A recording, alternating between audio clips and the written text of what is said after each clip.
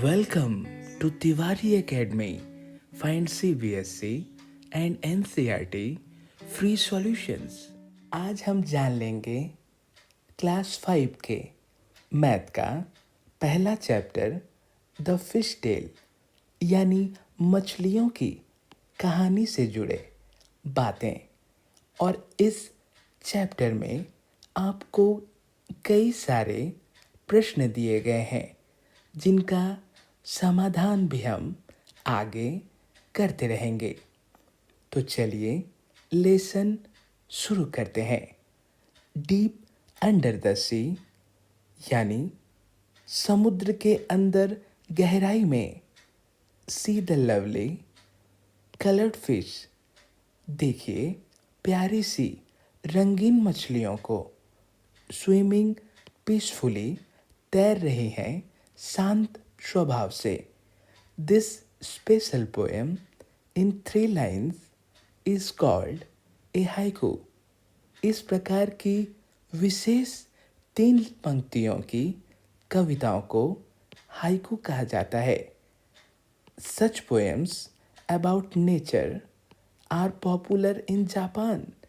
ऐसी कविताएं जो प्रकृति के बारे में होती हैं वो जापान में काफ़ी प्रसिद्ध हैं। Here is another haiku.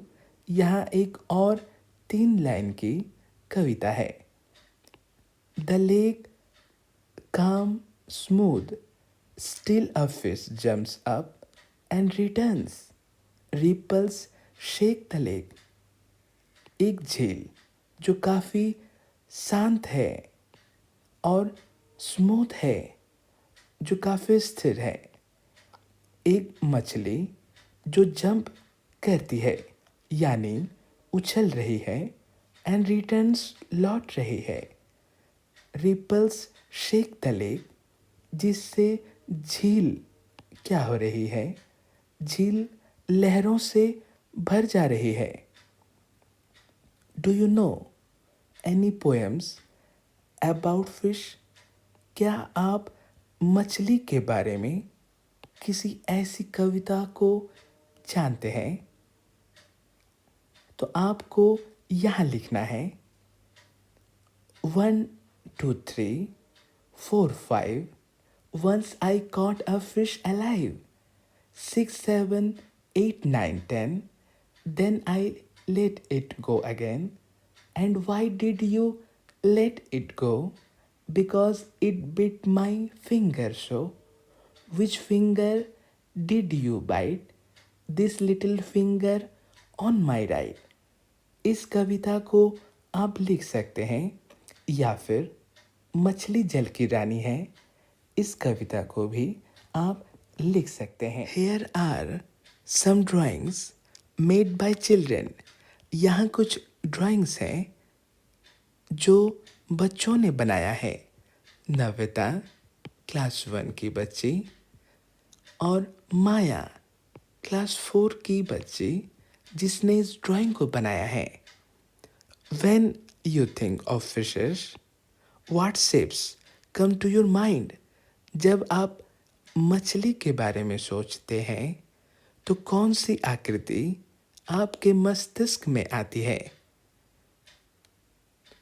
तो आपको लिखना है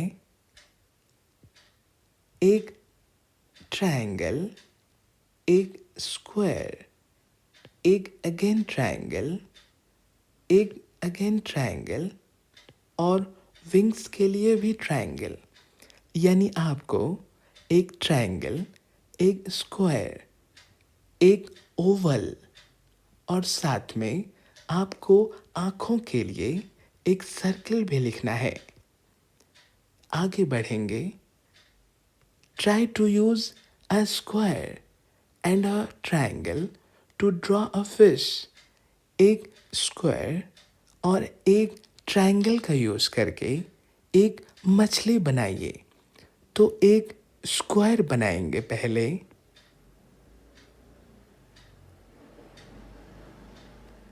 और एक ट्रायंगल बनाएंगे।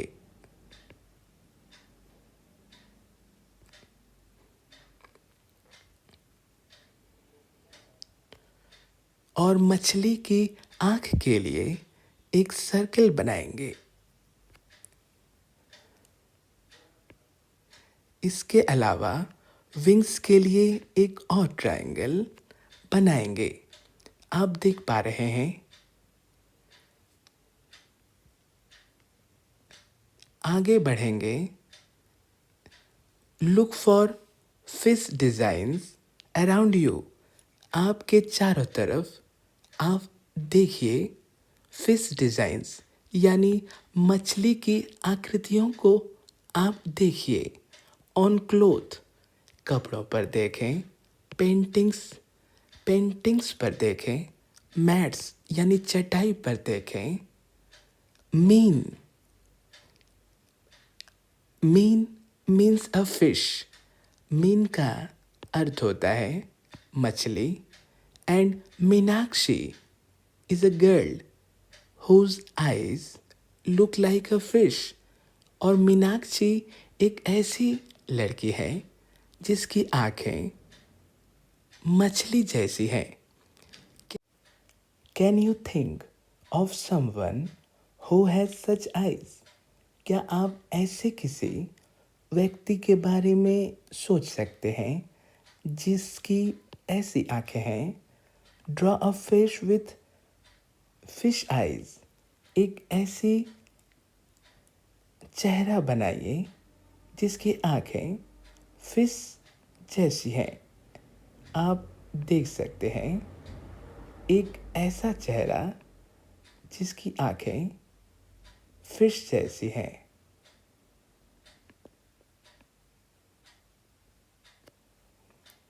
Fishes can have very different sizes. मछलियों की विभिन्न आकार होती है।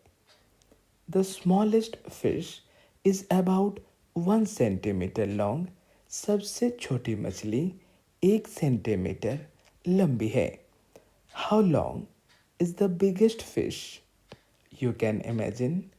आप सबसे बड़ी मछली कितनी सोच सकते हैं? आपको लिखना है I can imagine 10 metre long whale shark. How many times longer is your big fish than the smallest fish?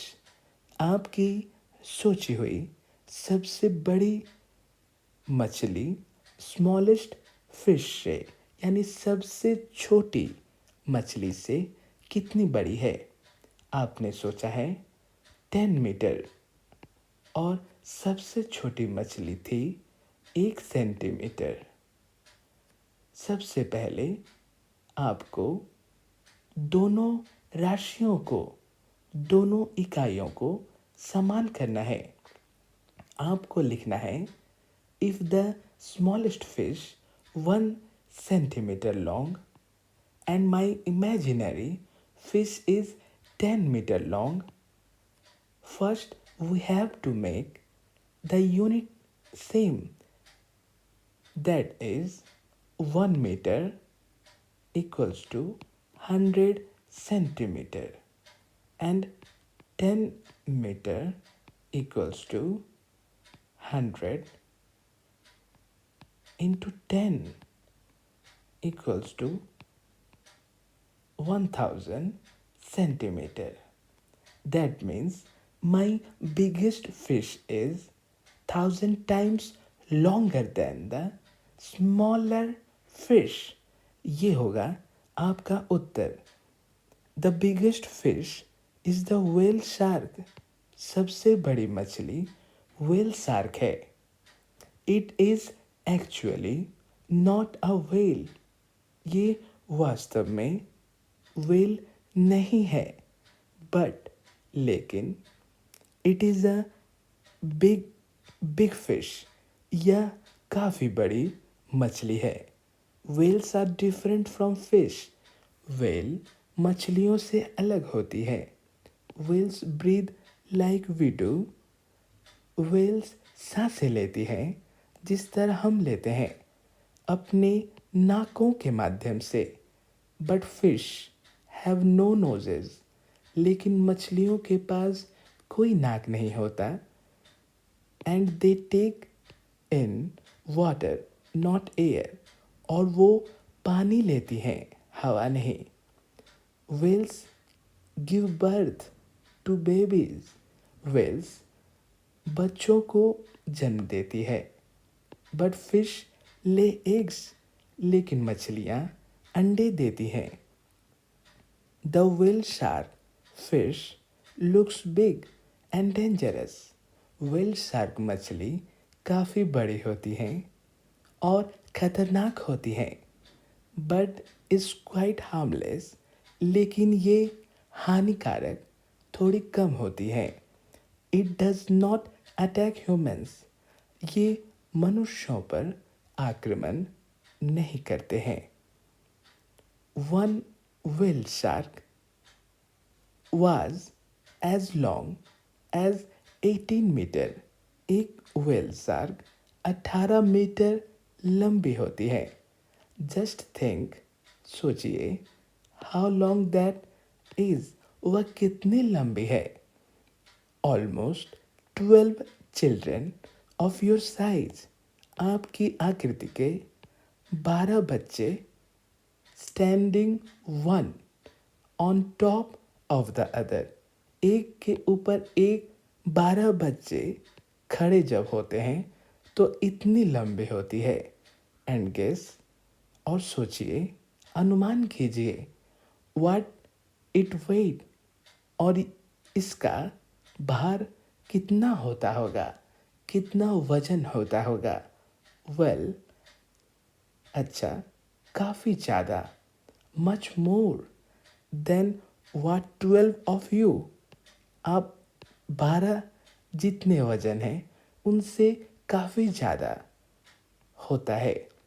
Its weight was about 16,000 kg, इसका वजन 16,000 kg के बराबर होता है। About how many kilograms do you weigh, आपको लिखना है 25 kg, आपका वजन कितना हो सकता है, 25 kg। So 12 children like you put together will weigh about, और 12 बच्चे जो आपकी तरह हैं उनका कुल वजन होगा 25 यानी 25 मल्टीप्लाइड बाई 12, 300 kg, यानी आपको लिखना है 300 kg। एक बच्चे का वजन 25 kg है तो 12 का वजन ज़्यादा होगा, यानी आपको मल्टीप्लाई करना है। About how much more does the whale shark weigh than 12 children like you put together, आपके जैसे जो 12 बच्चे हैं उनसे कितने ज़्यादा व्हेल शार्क का वेट हुआ। व्हेल शार्क का वजन दिया गया है 16,000 kg, और आप जैसे 12 बच्चों का वजन हुआ 300 किलोग्राम्स। तो आपको माइनस कर देना है, यानी घटा देना है। घटाने के बाद जो उत्तर होगा वो होगा व्हेल शार्क के लिए रिमेनिंग वजन, यानी इतना और वजन देने से, इतना और वेट देने से व्हेल शार्क का वजन हो जाएगा। आगे बढ़ेंगे द फिश टेल, मछलियों की पूंछ के बारे में। To see the difference between whales and fish, look carefully at their tails. Whale और मछली में अंतर देखने के लिए उनकी पूंछों को ध्यान से देखिए। You can see that the fish tail stands flat along its body. आप देख सकते हैं कि मछलियों की पूंछ उनके शरीर के साथ बिल्कुल सीधी होती है। But the tail of whale, whale की पूंछ almost looks like two legs, जैसे दो पैरों के समान दिखाई देती है। Can you spot the fish in the picture? क्या आप इस तस्वीर में मछली को पहचान सकते हैं?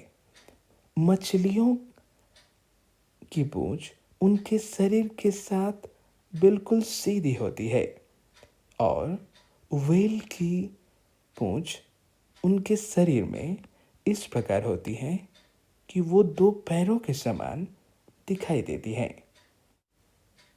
स्कूल्स ऑफ फिश यानी मछलियों का स्कूल। जिस तरह आप जैसे बच्चों का एक स्कूल है, उसी तरह मछलियों का भी एक समूह होता है जिसे स्कूल कहते हैं। Fish like to swim together. मछली एक साथ तैरना पसंद करते हैं। इन द सी, समुद्र में। इन बिग ग्रुप्स, और एक बड़े समूह में। कॉल्ड स्कूल्स ऑफ फिश, जिन्हें मछली का स्कूल कहा जाता है। In their school they feel safe from the bigger fish. इस तरह के स्कूल में वो काफ़ी सुरक्षित महसूस करते हैं। किनसे? बिगर फिश से, यानी बड़ी मछलियों से सुरक्षित महसूस करते हैं। Do you feel safe in your school? क्या आप अपने स्कूल में सुरक्षित महसूस करते हैं? तो आपको लिखना है हाँ, हम अपने स्कूल में सुरक्षित महसूस करते हैं। आगे बढ़ेंगे। To scare away the bigger fish, यानी बड़े मछलियों को डराकर भगाने के लिए। सम स्मॉल फिश, कुछ छोटी मछलियाँ। ड्रिंक अप, यानी पी लेती है। ए लॉट ऑफ वाटर, काफ़ी सारी पानी। Swell up and look big, और फूल जाती हैं ताकि वो बड़ी दिखाई दें। आप देख पा रहे हैं पिक्चर्स में ये मछलियाँ पानी पीकर बड़ी हो जा रही हैं। इससे वो बड़ी मछलियों से बच सकती हैं और वे बड़ी मछलियाँ डर कर भाग जाते हैं। जिनसी यूज्ड दिस शेप्स, जिनसी जो एक बच्ची है, वो इन आकृतियों का उपयोग करती है to make drawings of fish, fish की आकृति बनाने के लिए, ड्राइंग बनाने के लिए। Now you also use some shapes to draw the different sea animals shown below. आप भी इसी तरह कुछ आकृतियों का उपयोग करके कुछ डिफरेंट यानी विभिन्न प्रकार की सी एनिमल्स, समुद्री जानवरों को बनाएं, जैसा नीचे दिखाया गया है। ये विभिन्न प्रकार के आकार हैं जिनका उपयोग करके आपको चित्र बनाना है। समुद्री मछलियाँ, समुद्र के जानवर आप देख पा रहे हैं। ये सी अर्चिन है, ये ईल मछली है, ये लॉबस्टर, ये रेड स्नैपर, और ये octopus, prawn, parrot fish, jelly fish, cuttle fish, squid. विभिन्न प्रकार की एनिमल्स दिए गए हैं। Silver pomfret, crab. आगे बढ़ते हैं। Which of this sea animals have you seen before? आपको लिखना है I have seen eel, silver, pomfret, prawn and crab in fish market. आप जिन जिन एनिमल्स को आपने देखा है उनके नाम आपको लिखने हैं। फिशरमैन इन देयर बोट्स, मछुआरे अपनी नाव पर। How many of you have seen the sea? आप में से कितनों ने समुद्र को देखा है? अगर आपने देखा है, वो भी अपने दोस्तों के साथ, तो आपको लिखना है I have seen the sea with my classmate. Where did you see it? आपने इसे कहाँ देखा है?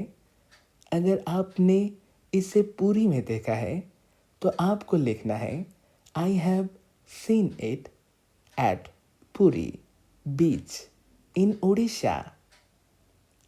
Did you see it in a movie और फॉर रियल?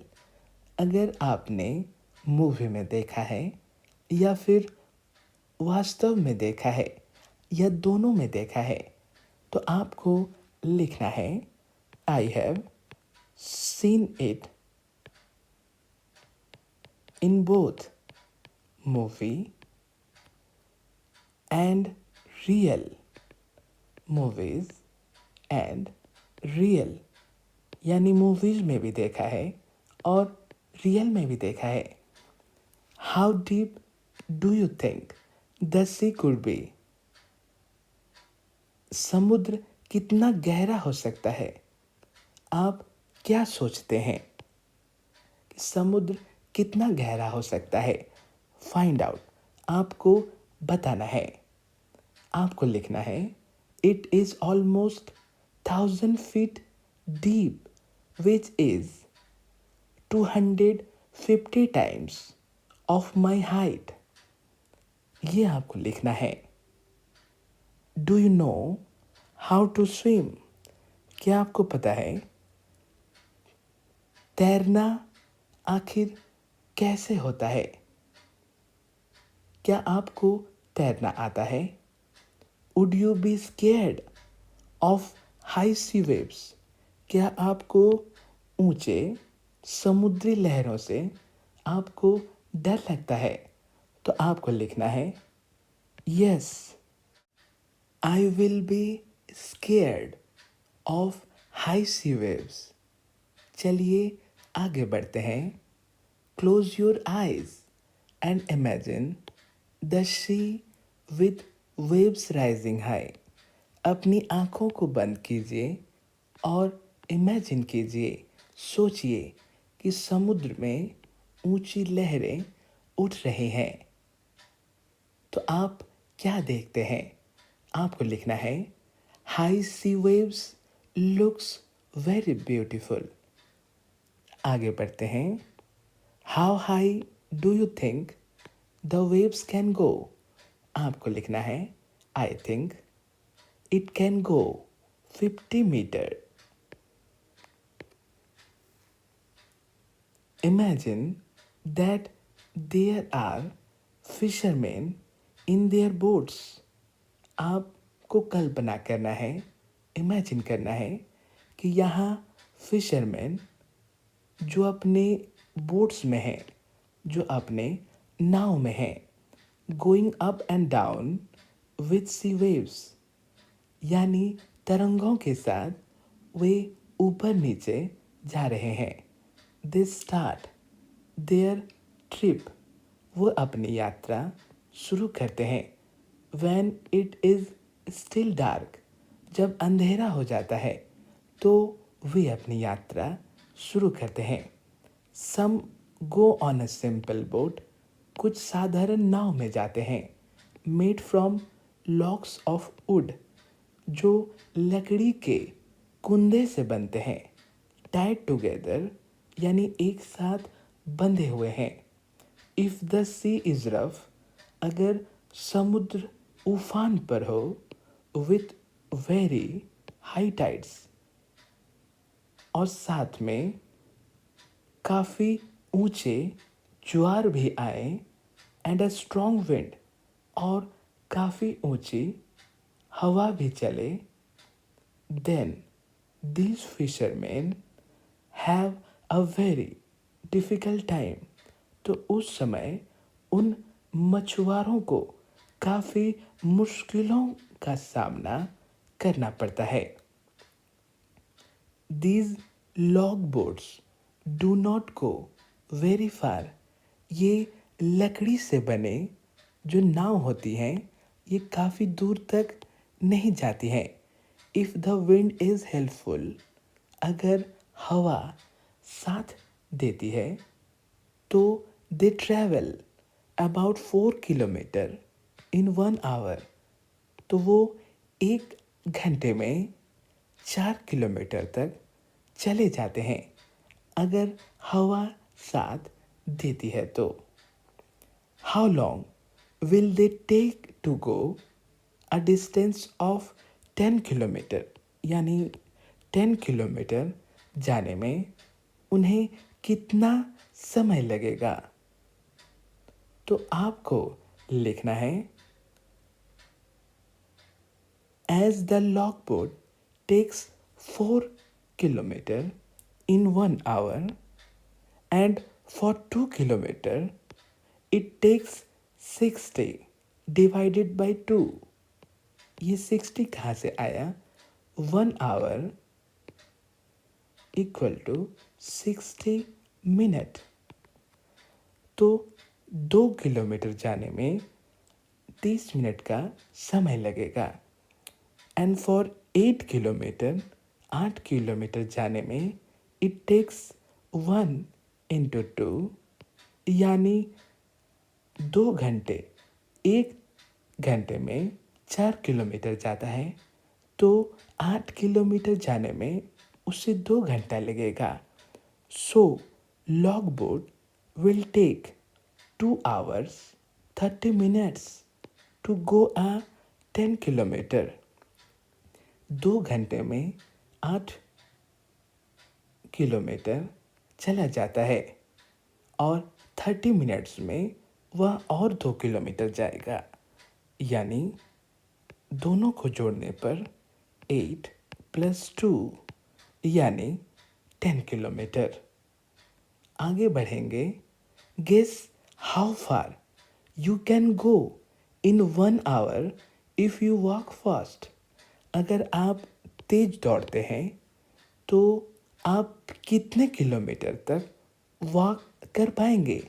आपको लिखना है I can go up to 5 kilometre in 1 hour। Fishermen can feel the wind and look at the sun to find out which way to go। मछुआरे हवा को महसूस कर सकते हैं और सूरज को देखकर अपने रास्ते का पता लगा सकते हैं।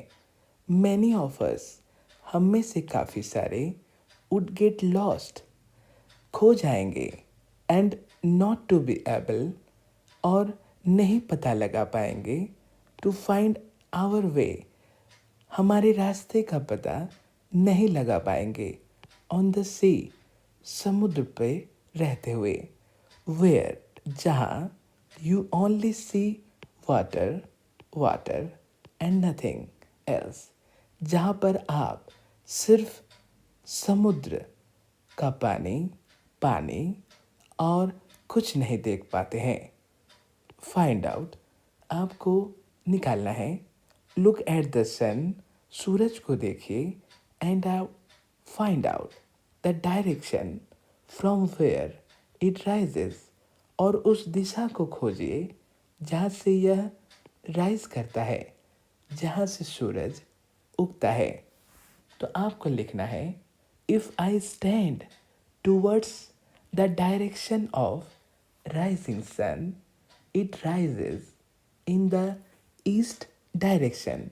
आप सभी को पता है सूरज ईस्ट डायरेक्शन से यानी पूरब दिशा से उगती है और वेस्ट यानी पश्चिम को डूब जाती है। From where you are, what interesting thing do you see to your east. आप जहाँ कहीं भी हैं वहाँ से आप ईस्ट में कौन सी 2 रुचिकर चीज़ें या मज़ेदार चीज़ें देख पाते हैं? आपको लिखना है I can see beautiful sunrising sea waves. Sun को राइजिंग करते हुए आप देख सकते हैं। और सी वेव्स देख सकते हैं और विंड का ब्लोइंग, हवा का चलना देख सकते हैं, जिसके कारण से ये सी वेव्स हो रहे हैं। Name two things that are lying to your west. ऐसी दो चीज़ों के नाम बताइए जो आपने पश्चिम की ओर देखी है।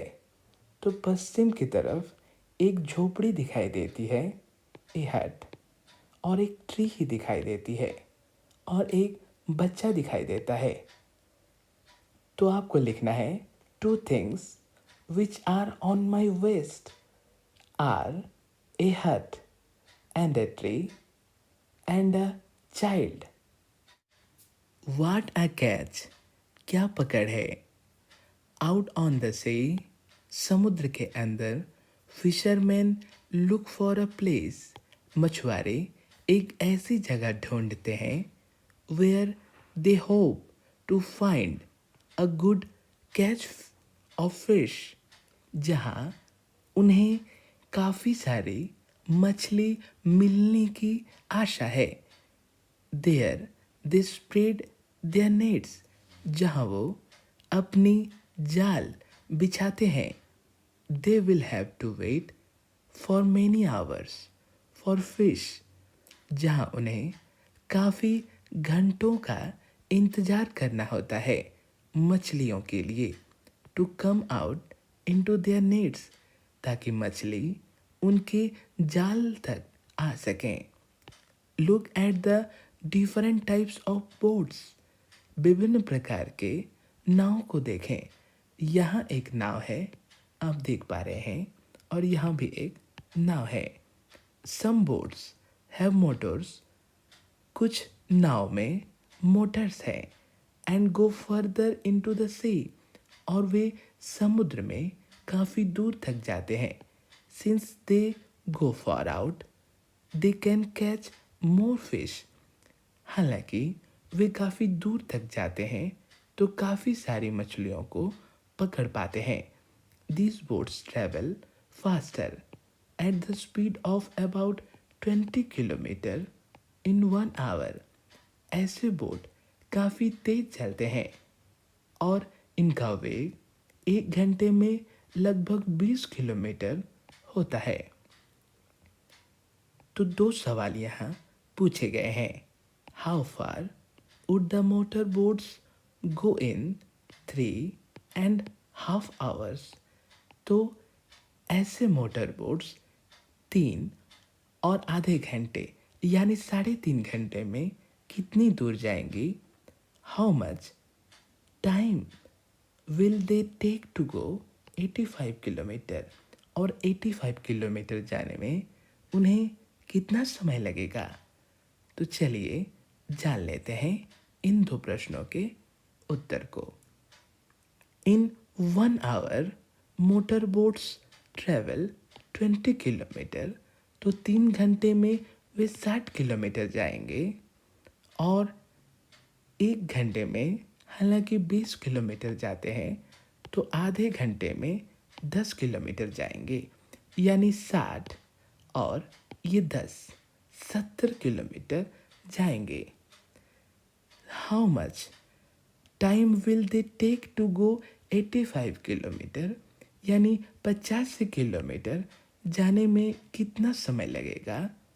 The boat goes 20 kilometre in 60 minute, यानी 20 किलोमीटर जाने में उन्हें 60 मिनट या 1 घंटा लगता है। 1 घंटे में हालांकि 60 मिनट होते हैं, तो it goes 10 kilometre in 30 minute, तो 10 किलोमीटर जाने में उन्हें 30 मिनट का समय लगेगा। 5 किलोमीटर के लिए 15 मिनट का, तो यानी 20 किलोमीटर वो ले रहे हैं 1 घंटे के लिए, तो 80 किलोमीटर जाने के लिए उन्हें 4 घंटा लगेगा। तो उन्हें टोटल समय लग रहा है 85 किलोमीटर कवर करने के लिए 4 घंटा और ये 15 मिनट, ये 4 घंटा और ये 15 मिनट। आप देख पा रहे हैं Therefore, to go 85 kilometer, it will take 4 hours 15 minutes. But the fishermen now are worried. अभी जो मछुआरे हैं काफ़ी चिंतित हैं.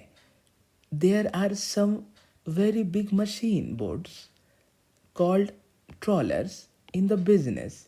ऐसे व्यवसाय में अभी बहुत बड़ी मशीन वाले नाव आ गए हैं. They go far out and put their big nets deep in the sea. वे काफ़ी दूर तक जाती हैं और अपने जाल को काफ़ी गहराई में बिछा देते हैं. This way they collect a whole lot of fish. इस प्रकार वो पूरी मछली पकड़ लेती हैं. Living very few near the sea shore, यानी समुद्र के किनारों पर भी काफ़ी कम मछलियाँ रह जाती हैं. They also stay out on the sea for many days. और ये नावें ज़्यादा दिनों तक समुद्र में रह पाती हैं. These big machines, ऐसे बड़े मशीन वाले boats also catch the small baby fish. छोटी छोटी मछलियों को भी पकड़ लेती हैं. Which they have yet to grow up. जिन्हें बड़ा होना अभी बाकी होता है. Fishermen in the smaller boats always let the baby fish pass through their nets to go back into the sea. मछुआरों तो हमेशा मछलियों के बच्चों को जाल से बाहर निकालकर समुद्र में जाने देते हैं. They choose a net size in such a way that only the grown-up fish are caught. वे जाल को इस तरह तैयार करते हैं कि केवल बड़ी मछलियां हैं उनमें पकड़ी जाएं. For hundred of years, fishermen have cared for the sea and its fishes and fished only a little to eat and sell. सैकड़ों साल से मछुआरे समुद्र और इसमें पलने वाली मछलियों की देखभाल करते आ रहे हैं और वे समुद्र से काफ़ी थोड़ी मछलियाँ ही खाने और बेचने के लिए निकालती हैं. लिटिल टू इट, काफ़ी थोड़ी मछलियाँ खाने के लिए एंड बेचने के लिए निकालती हैं. They say that if trawlers catch thousands of kilograms of fish every day, there will be no fish left in the sea. उनका कहना है कि अगर मशीनी नावों द्वारा हजारों किलोग्राम मछलियाँ समुद्र से निकाल ली जाएंगी तो कोई भी मछली समुद्र में नहीं बचेंगी. Write a news report about the dangers faced by the fishes in our rivers and seas. एक आपको रिपोर्ट लिखना है नदी और समुद्र में मछलियों पर बढ़ते हुए खतरे के ऊपर, जो मैंने आपके लिए लिख दिया है. Which boat gets how much? किस प्रकार की नावों में कितना आता है. In one trip, the logboat brings about 20 kg of fish. लॉगबोट में एक ट्रिप में 20 kg मछलियाँ आती हैं. But other types of boats bring a bigger catch as given the table. लेकिन दूसरे प्रकार की नाव में कुछ ज़्यादा मछलियाँ पकड़ ली जाती हैं जैसे कि टेबल में दिया गया है. The table also shows the speed of each type of boat. यह टेबल हर प्रकार के नावों के वेग को भी दिखा रहा है. Which is how far each boat goes in 1 hour. जो 1 घंटे में कितनी दूरी जाता है वह भी दिखा रहा है. Look at the table and calculate. आप तालिका को देखिए और कैलकुलेट कीजिए, पता कीजिए about how much fish in all will each type of boat brings in 7 trips. हर प्रकार के बोट जो हैं वो 7 ट्रिप्स में कितनी मछलियाँ लाएंगी। लॉग बोट्स 20 केजी लाती हैं एक बार में, तो सभी के साथ 7 का मल्टीप्लाई हो जाएगा, तो आंसर होगा 140 केजी लॉग बोट में। लॉन्ग टेल बोट में 4200 एंड मोटर बोट में 56,000 केजी एंड मशीन बोट के पास होंगी मछलियाँ 42,000 केजी। तो ये आपको लिखना है। About how far can a motor boat go in 6 hours. 6 hours में एक मोटर बोट कितनी दूर तक जाएंगी। हालांकि वो 1 घंटे में 20 किलोमीटर जा रही है, तो 6 घंटे में जाएंगी। 6 से मल्टीप्लाई हो जाएगा। 1 घंटे में 20 किलोमीटर, तो 6 घंटे में 20 इंटू 6 किलोमीटर यानी 120 किलोमीटर वो जाएंगी। If a long tail boat has to travel 60 kilometre, how long will it take? यानी लॉन्ग टेल बोट को 60 किलोमीटर जाने में कितना समय लगेगा। हालांकि लॉन्ग टेल बोट का स्पीड है 12 किलोमीटर पर आवर, यानी 1 घंटे में वो जाती है 12 किलोमीटर। तो 60, तो टाइम निकालने का फॉर्मूला होता है डिस्टेंस बाय स्पीड। तो डिस्टेंस है 60 और स्पीड है 12, तो डिवाइड करेंगे तो हो जाएगा 5, यानी 5 आवर्स आपको लिखना है इसका answer. Some big big numbers, कुछ बड़ी बड़ी संख्याएं। In class 4 math magic you heard of the number lakh which is equal to 100,000। आपने क्लास 4 में एक ऐसी संख्या के बारे में सुना है जो लाख था, जो 100,000 के बराबर था। You had read that there are about 1 lakh brick kilns in our country where bricks are made. आपने पढ़ा था कि हमारे देश में लगभग 1 लाख ईंट के भट्टे हैं जहाँ ईंटें बनती हैं। What other things have you heard of in lakh? आपने लाखों में और क्या क्या सुना है।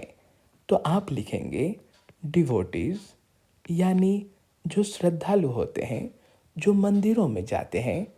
व्हीकल्स, एंड आप लिखेंगे पीपल, यानी वाहन, और पीपल लोग जिन्हें आपने लाखों में सुना है।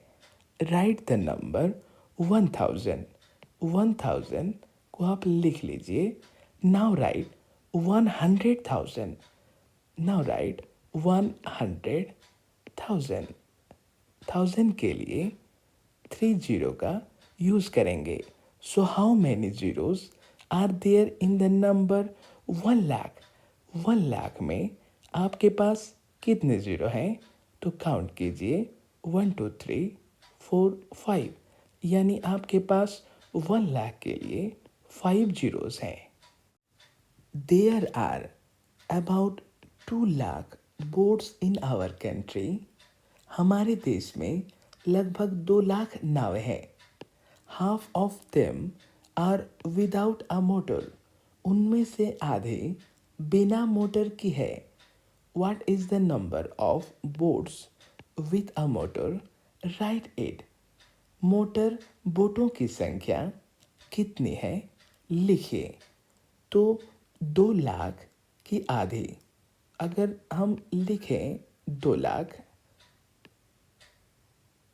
की आधी यानी हाफ, यानी 1/2, जिसे हम आधी कहते हैं। 2 लाख अगर हम 2 से डिवाइड कर दें तो 2 1 2 और यानी 1 lakh.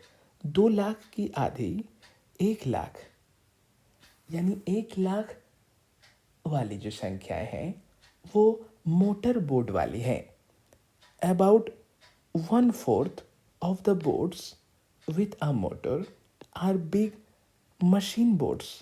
How many thousands machine boards are there? यानी 1 लाख जो नाव हैं उनका 1/4, 1 लाख का 1/4 यानी 4 से अगर 1 लाख को डिवाइड किया जाए तो 25,000 होती है। यानी there are 25,000 boats. We might wonder about the number of people whose lives are related to fish. हम जानकर आश्चर्य होंगे कि नंबर ऑफ पीपल, कितने सारे लोग जिनका जीवन मछलियों से जुड़ा है। In all there are about 100 lakh fish workers, यानी कुल मिलाकर लगभग 100 लाख मछुआरे हैं।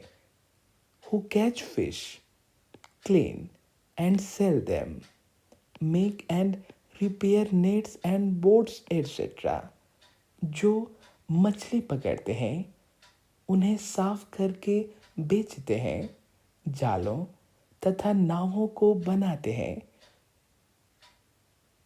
We also have a name for this big number. हमारे पास इसके लिए एक और नाम है। 100 लाख is called करोड़। 100 लाख के लिए एक संख्या है 1 crore. Where you have heard of crore? आपने करोड़ इसके पहले कहाँ सुना है? What was the number used for? तो आप लिखेंगे population in our country and Crorepati game. तो करोड़पति गेम में करोड़ों की बातें होती हैं और हमारे देश की जनसंख्या भी करोड़ों में होती है। Try writing the number 1 crore. Don't get lost in all the zeros. आप 1 करोड़ लिखने की कोशिश कीजिए जहां शून्य में उलझ मत जाइए। तो कहा गया है 100 लाख, 100 लाख, और लाख में 5 zeros होते हैं, जैसा हमने कुछ देर पहले पढ़ा। ये हो गया 1 करोड़। तो नंबर हो गए 1 2 3 4 5 6 7, 7 zeros हो गए 1 करोड़ में। द फिश मार्केट, मछली बाजार। Have you been to a fish market? क्या आपने मछली बाजार कभी गया है? If you have then you might know why a very noisy place is sometimes called a fish market. तो यदि आप गए हैं तो आपको पता होगा शोरगुल वाले किसी स्थान को क्यों मछली बाजार कहा जाता है। This fish market is busy today. आज का यह मछली बाजार काफ़ी चहल पहल से भरा है। Many boats have bought a good catch. काफ़ी सारी नावों में काफ़ी मछलियाँ हैं। The fisherwomen are shouting. Fisherwomen चिल्ला रहे हैं उनके दाम to the buyers. खरीदारों के सामने वो चिल्ला रहे हैं। Minnie, come here, come here. Take sardines at 40 rupees. 1 KG. यहाँ आइए, सार्डियंस लीजिए, 60 रुपए kilo. Gracy, never so cheap, इतना सस्ता कभी नहीं। Get short fish for 60 rupees a KG. Short fish लीजिए, 60 रुपए प्रति kilo. Floramma sells prawns. Floramma prawns को सेल कर रही है 150 फॉर केजी। 1 केजी के लिए 150 रुपए में।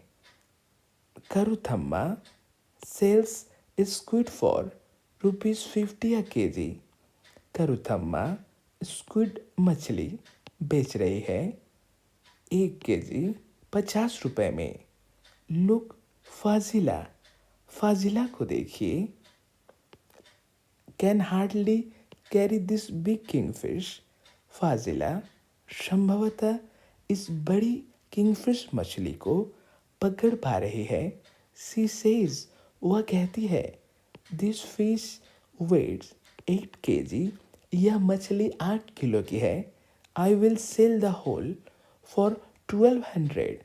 मैं इसे 1200 रुपए में पूरी बेच दूंगी।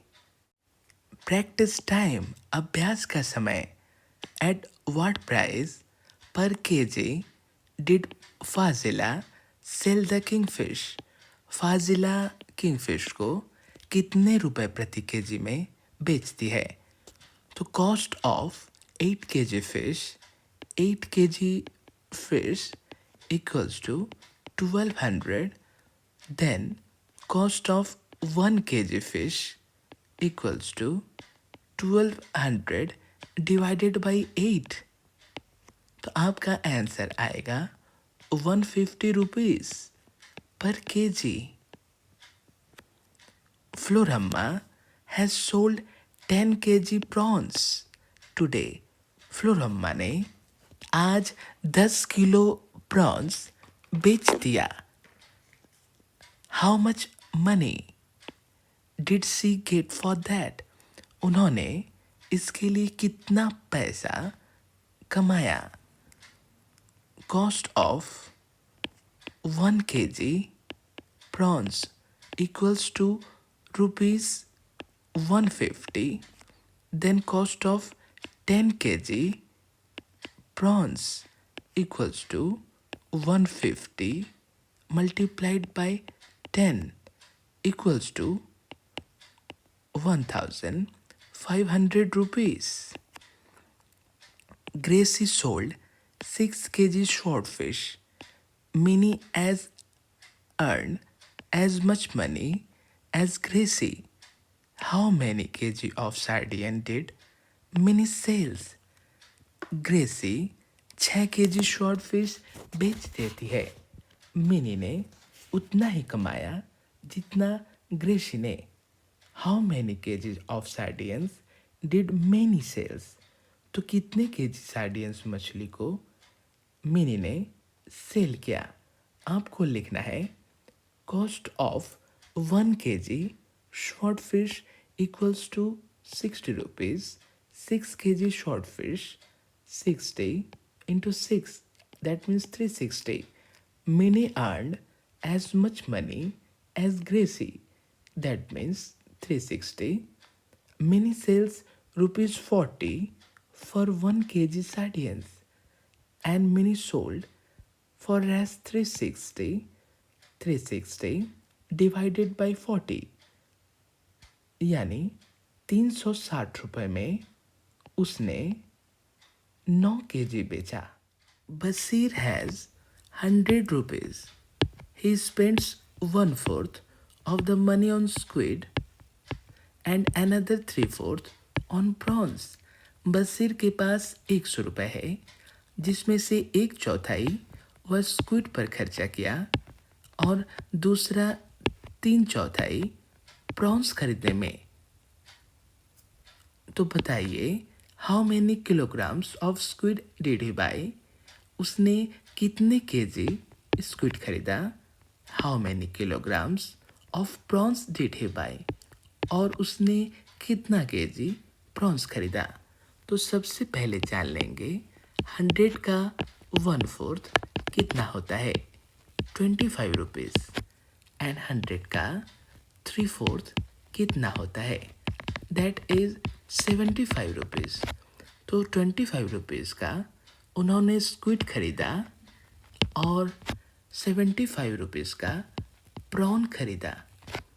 और स्क्विड की कीमत है 50 रुपये पर केजी, 50 रुपये पर केजी। तो 25 रुपीज़ में उसका हो जाएगा हाफ केजी। और प्रॉन्स का कॉस्ट है 150 रुपीज़ पर केजी। तो 75 रुपीज़ में वह हाफ केजी खरीदेगा। वुमेन्स मिंकर बैंक, महिलाओं का Minkar bank. The meeting of the Minkar bank has just begun. Minkar bank की बैठक अभी शुरू हुई। Fazila is the president, Fazila अध्यक्ष बनी। 20 फिशर वुमेन, 20 मछुआरे have made their own bank, उन्होंने अपना बैंक बनाया। Each saves ₹25 every month and puts it in the bank, और प्रत्येक ने 25 रुपया करके बचाया हर महीने और बैंक में रखा। How much money does the group collect etch month, यह समूह हर महीने कितना रुपए इकट्ठा करता है। तो इसका आंसर होगा collection from one fisherwoman ₹25। तो वहाँ 20 फिशर वुमेन थी। Collection from 20 Fisher women equals to 25 into 20, that is ₹500। ये कलेक्शन होगा हर महीने। How much money will be collected in 10 years, तो 10 साल में कितना रुपया इकट्ठा होगा। तो आपको लिखना है money collected in each month equals to ₹500। ये each month है। तो money collected in 10 years, in 10 years में कितना मनी कलेक्ट होगा। तो 500 इंटू 12 करेंगे तो 1 साल होगा। फिर मल्टीप्लाइड बाई 10 करेंगे तो 10 साल होगा, जिसका उत्तर होगा 60,000 rupees. Gracy needs money to buy a net, Gracy को मनी चाहिए नेट खरीदने के लिए। Jhansi and her sister want to buy a log boat, Jhansi और उसकी बहन को चाहिए एक log boat. So they take a loan from their bank, इसलिए उन्होंने बैंक से लोन लिया। लोन यानी कुछ पैसा जो बैंक या किसी समिति से लिया जाता है, उसके बदले में हमें पैसा चुकाना पड़ता है, कुछ अतिरिक्त पैसा। They will return it with interest, और अतिरिक्त पैसा को ही हम इंटरेस्ट कहते हैं। दे विल रिटर्न इट, वे इसे लौटा देंगे ब्याज के साथ। Gracy took a loan of 4,000 to buy a net, ग्रेसी ने 4,000 रुपया लोन लिया एक नेट खरीदने के लिए। She paid back 345 rupees every month for 1 year, और उसने हर महीने ₹345 करके एक साल में वह पैसा वापस कर दिया। हाउ मच मनी डिड सी पे बैक टू द बैंक? तो उसने कितना पैसा वापस किया? आपको लिखना है ग्रेसीज loan equals to 4,000. She paid back rupees 345 एक महीने में 345 रुपया। तो इन 1 ईयर, तो एक साल में वो रुपया 345 मल्टीप्लाइड बाई 12 यानी 4140 4,140 rupees she paid back to the bank in 1 year. B. Jhansi and her sister took a loan of rupees 21,000 to buy a logboat. Jhansi और उसकी बहन ने 21,000 का लोन लिया लॉग बोट खरीदने के लिए। दे paid back a total of 23,520 in 1 year. एक साल में उन्होंने 23,520 रुपया लौटाया। हाउ मच डिड दे पे बैक एवरी मंथ? तो उसने हर महीने कितना रुपया लौटाया? तो आपको लिखना है Jhansi and her sister paid in 12 months equals to 23,520। Next line में लिखना है दे paid in 1 month equals to 23,520 divided by 12। अगर आप डिवाइड करेंगे तो 1,960 rupees per month. Earlier women did not go on the boat to fish. पहले की महिलाएं नावों से मछली पकड़ने के लिए नहीं जाती थी। But now Jhansi and some others are going on the boats during the day. लेकिन अब दिन में ही झांसी और कुछ दूसरी महिलाएं बोट्स में जा रही हैं। Things are changing now. अब सब कुछ बदल रहा है। एंड देयर बैंक, और उनके बैंक हेल्प्स देम, उन्हें सहायता कर रहे हैं। They have also got a special bus, उन्हें एक विशिष्ट बस भी मिला है। To take their basket full of fish, ताकि उनका मछलियों से भरा बास्केट वो ले जा सकें। Why don't we start a new fish drying factory? क्यों ना हम एक नए फिश को सुखाने की फैक्ट्री की शुरुआत करें। The women of Minkars bank also want to start a factory to dry fish. Minkar bank की महिलाएं भी चाहती हैं कि एक मछली सुखाने की फैक्ट्री की शुरुआत करें। The panchayat has given them some land for that. इसके लिए पंचायत ने उन्हें कुछ जमीन दी है। Over the years they have saved 74,000 rupees. कुछ सालों में उन्होंने 74,000 रुपया बचा लिया है। They find out how much they will need for the factory. अब वे जानना चाहती हैं कि फैक्ट्री की स्थापना के लिए कितने और पैसे की ज़रूरत है। Fazila writes the thing they need to buy to begin. Fazila उन चीज़ों की सूची बनाती है जिनको उन्हें खरीदना है। See the table for the cost of each item and the number of items they want to buy. तालिका में हर चीज की कीमत और संख्या लिखी हुई है जो उन्हें खरीदना है। Find the total cost.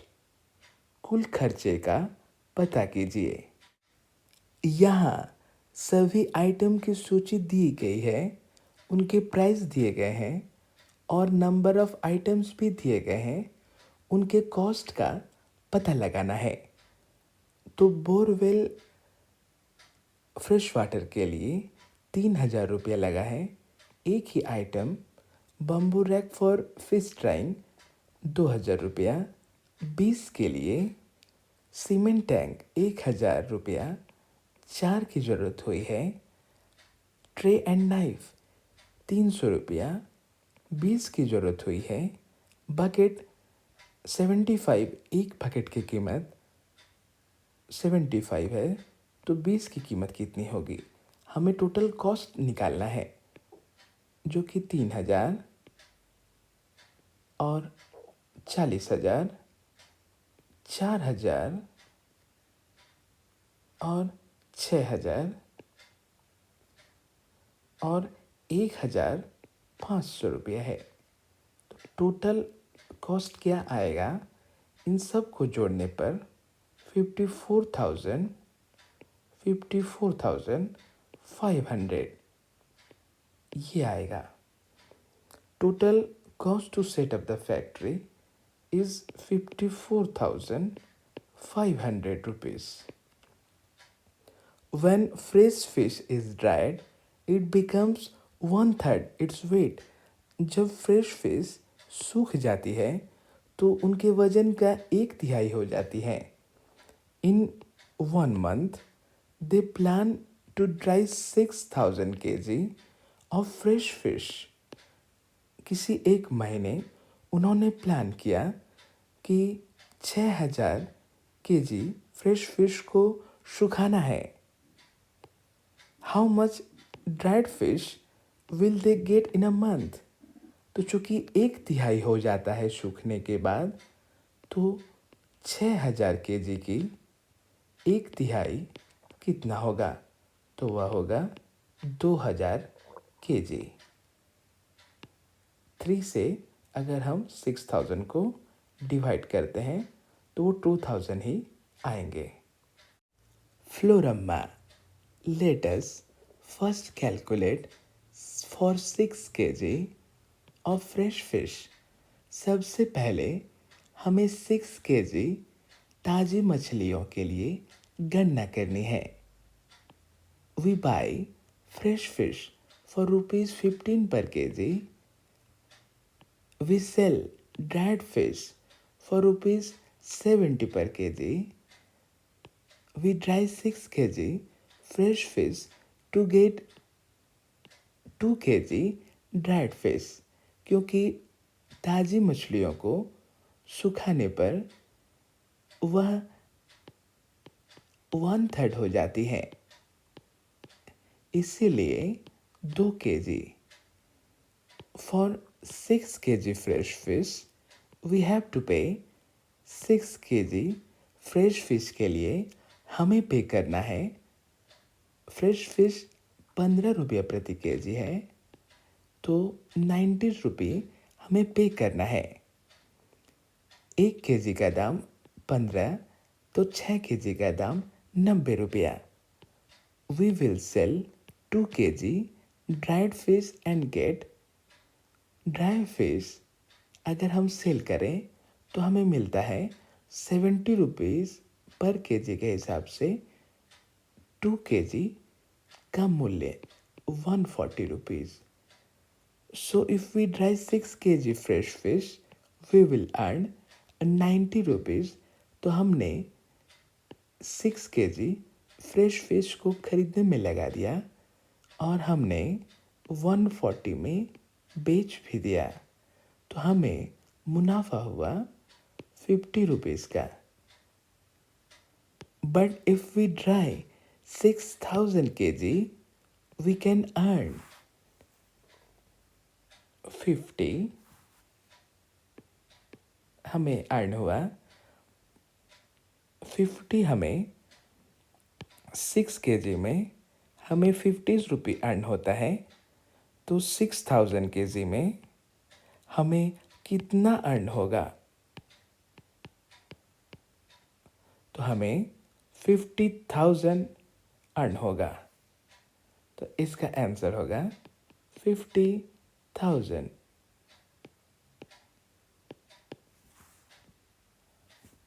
In 1 month, एक महीने में, they are all very happy with this plan. वे सभी इस योजना से काफ़ी खुश हैं। The group can make profits and each woman can get a salary for the work she does. यह ग्रुप काफ़ी मुनाफा कमा सकता है। एंड ईच वुमन, और प्रत्येक महिला को सैलरी मिल सकता है अपने कामों के लिए। Jhansi, I found that for 6000 kg fish, we would need 1500 kg salt every month. Its price is ₹2 per kg. Then monthly cost salt 1500 kg चाहिए, जो कि ₹2 प्रति किलो है, यानी 3000 रुपया महीना का खर्चा हुआ। पैकेजिंग एंड बस चार्जेस 3000, यानी पैकेजिंग के लिए और बस चार्ज के लिए 3000 रुपया और खर्च हुआ। So the total monthly cost of drawing, packing and बस charge 3000 plus 3000, that means equal to 6000. Fazila, that sounds very good, यानी काफ़ी अच्छा लग रहा है। Our calculation, हमारी गणना, tell us that every month our bank will earn 44,000। प्रत्येक महीना हमारा बैंक अर्न करेगा 44,000 रुपया। Check to see if you also get the same answer. पहले तो हमने निकाला था 50,000 रुपया हर महीने इनकम होगा, उसमें से 6000 और भी खर्च चला गया, तो 50,000 माइनस 6000, आपका आंसर होगा 44,000, जो कि बिल्कुल सही है।